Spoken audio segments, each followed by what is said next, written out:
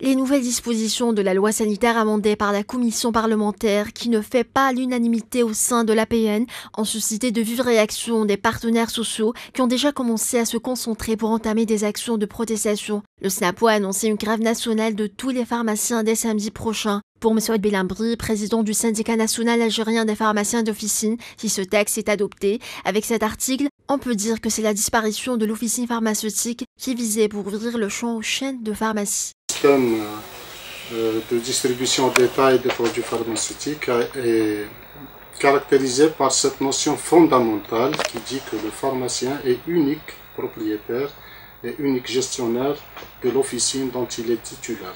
La loi de la santé a été révisée à plusieurs reprises, elle a été discutée, il y a eu plusieurs projets qui ont été présentés au gouvernement et à aucun moment cette disposition n'a été donc touchée ou n'a fait l'objet d'une révision. C'est un principe fondamental, c'est la base principale de l'exercice de la profession.